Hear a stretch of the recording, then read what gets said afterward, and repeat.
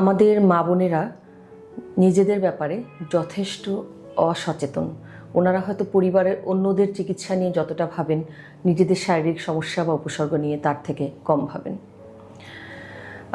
আজকে যে বিষয়টি নিয়ে আলোচনা করব সেটি হলো যে মহিলাদের মূত্রনালীতে ক্যান্সার, যাকে আমরা বলি প্রাইমারি ইউরোথেলিয়াল কার্সিনোমা। অনেক সময় মা বোনেরা আসেন আমাদের কাছে যে আমার প্রস্রাবের রাস্তার মুখে একটি মাংসপিণ্ড বা একটি গোটা, আমি এটি নিয়ে কি করব, বা দীর্ঘদিন ধরে হয়তো আছে, আমি কোনো চিকিৎসকের কাছে যেতে পারছি না লজ্জার কারণে। বহুদিন পরে মনে হলো যে না, এটা দেখানো দরকার, তাই আজকে এসেছি। এখন শুরুতে যেটি বলবো যে এটি কিন্তু খুব কমন নয়। যেমন প্রস্রাবতন্ত্রের অন্যান্য যে ক্যান্সারগুলো আছে, যেমন ধরুন মূত্রথলির ক্যান্সার বা কিডনিতে টিউমার বা ক্যান্সার, এগুলোর তুলনায় কিন্তু মূত্রনালীর ক্যান্সার কম হয়। তারপরেও যে বিষয়টিতে আসবো, প্রথম এসে আমার মা বোনের কোশ্চিন থাকে যে কেন এরকম হলো ম্যাডাম, আমার মূত্রনালীতে টিউমার কেন হলো, বা কেন এরকম ক্যান্সার হবে, কারণটা কি আমি জানতে চাচ্ছি। প্রথমত আসি যে দীর্ঘদিন ধরে যদি কারোর প্রস্রাবের ইনফেকশন থাকে, সেখান থেকে হতে পারে।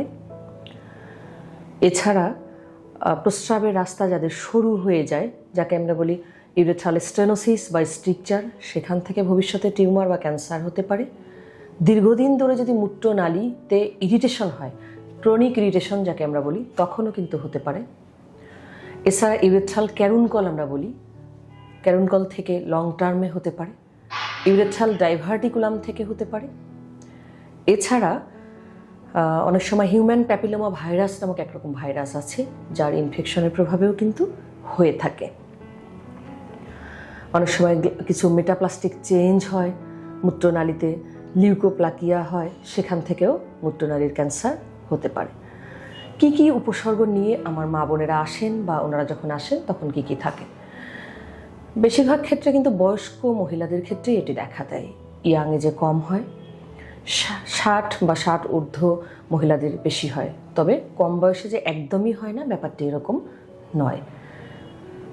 উপসর্গ থাকে যেটি, সেটি হচ্ছে ওনারা আসেন প্রস্রাবের রাস্তার মুখে একটি গোটা বা দলা বা মাংসপিণ্ডের মতো।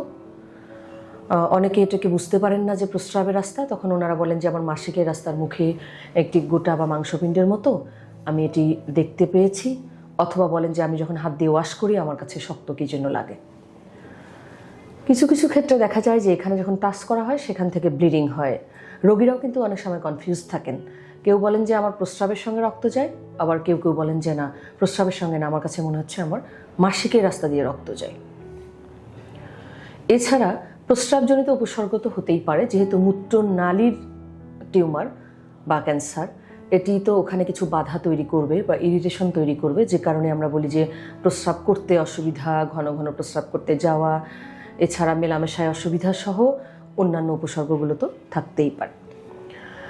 যেহেতু অবহেলা করা হয় বেশিরভাগ ক্ষেত্রে, সে কারণে আমরা বেশিরভাগ সময় দেখতে পাই যখন রোগীরা আমার কাছে আসেন, তখন শতকরা 50% রোগীর ক্ষেত্রেই এটি লোকালি অ্যাডভান্সড হয়ে যায়, কারণ ইনিশিয়ালি ওনারা এটাকে তেমন কোনো গুরুত্ব দেন না। করণীয় কি? এরকম উপসর্গ পেলে দ্বিধাদ্বন্দ্ব নিয়ে ঘরে বসে না থেকে আপনি একজন ইউরোলজিস্টের পরামর্শ গ্রহণ করুন, যিনি আপনাকে শারীরিকভাবে এক্সামিনেশন করলেই কিন্তু কিছুটা ধারণা পেয়েই যাবেন, যে আমরা ধারণা করতে পারি যে হ্যাঁ, এটি হয়তো খারাপ কিছু, বা এটি টিউমার বা টিউমার জাতীয় কিছু। আবার কিছু আছে যেগুলো টিউমার জাতীয় কিন্তু নয়। এখন লোকাল এক্সামিনেশন তো আইডিয়া দেবেই, সেই সঙ্গে 2 কুস্কিতেও আমরা হাত দিয়ে পরীক্ষা করে দেখি যে অনেক সময় ক্যান্সার থাকলে এটি ছড়িয়ে গিয়ে কুস্কির লিম্ফ নোড কিন্তু ফুলে যায়, যদি নিচের অংশে টিউমার হয় বিশেষ করে। তো শারীরিক পরীক্ষা নিরীক্ষার পরের প্রশ্ন কি, যে এরপরে তাহলে আমাদের করণীয় কি? আমরা ধরে নিলাম যে এরকম কিছু আমরা সন্দেহ করছি, তখন কিন্তু আসে যে ওখান থেকে বায়োপসি নেবার প্রশ্নটা, যে বায়োপসি নিয়ে মাংস পরীক্ষা করে কনফার্ম হতে হবে যে আদৌ ক্যান্সার বা ক্যান্সার নয়। মাংস পরীক্ষা করবার বিষয়টি দুভাবে করা যায়। একটি হচ্ছে মাসিকের রাস্তা দিয়ে গিয়ে ওখান থেকে মাংসের টুকরা নিয়ে পরীক্ষা করা যায়, এক্সিশন বায়োপসি আমরা বলি, বা ইনসিশনাল বায়োপসি। এছাড়া যদি মূত্রনালীর একদম শুরুর অংশে, যেখান থেকে মূত্রথলির যে অংশ থেকে এটি শুরু হয়ে নিচে নেমেছে ভিতরের দিকে হলে সেক্ষেত্রে কিন্তু ইউরেথ্রোসিস্টোস্কোপি নামে এক ধরনের যন্ত্র আছে, এই যন্ত্র দিয়ে ঢুকে ওখান থেকে বায়োপসি নেওয়া হয়। এখন কি কি ধরনের ক্যান্সার এখানে হতে পারে? মূত্রনালীটার কিন্তু আমরা যেটা বলি যে ওটা কিন্তু কাভারিং একরকম না, তাই এখানে স্কোয়ামাস সেল কার্সিনোমাও যেমন হতে পারে, এখানে ইউরোথেরিয়াল কার্সিনোমাও হতে পারে, এছাড়া কিছু গ্ল্যান্ড আছে প্যারাইউরেথ্রাল গ্ল্যান্ড যেখান থেকে অ্যাডেনোকার্সিনোমাও হতে পারে। অনেকের প্রশ্ন, আপনি বুঝলেন যে ক্যান্সার, তখন আপনার করণীয় কি? অবশ্যই আমাকে লোকাল স্টেজিং করতে হবে।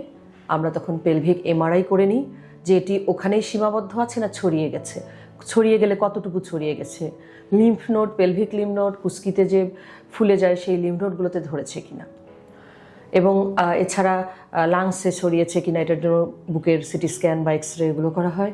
আনুষঙ্গিক পরীক্ষা নিরীক্ষা কমপ্লিট করবার পরে সিদ্ধান্ত নেওয়া হয় যে তার চিকিৎসা কী হবে। এখন অনেকেই মনে করবেন যে তাহলে চিকিৎসা কী? আমরা ততক্ষণ ধরে এগুলো বুঝলাম যে এগুলো সমস্যা, চিকিৎসা কী? যদি আসলেই ডায়াগনোসিস ক্যান্সার এসে যায় তখন কিন্তু চিকিৎসা নির্ভর করবে এটি কোন স্টেজে আছে তার উপর, কোন ধরনের ক্যান্সার তার উপর, এবং মূত্রনালীর শেষের অংশে অবস্থিত না ভেতরের দিকে অবস্থিত।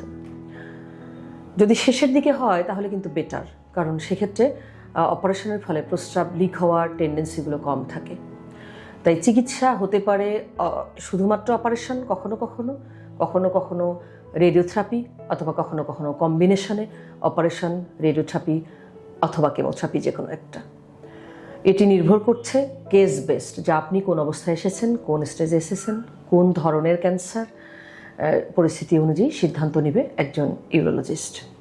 তাই আশা করছি যে এরকম যদি কোনো গোটা বা মাংসপিণ্ড পান, আপনারা এটি নিয়ে অপেক্ষা না করে অ্যাটলিস্ট নিশ্চিন্ত হন যে আদৌ এটি খারাপ বা খারাপ নয়, হলে যেন আর্লি চিকিৎসা নেওয়া যায়, এর যে ক্ষতিকর বা ভয়াবহ রূপ আছে সেটিকে যেন আপনাদের ফেস করতে না হয়।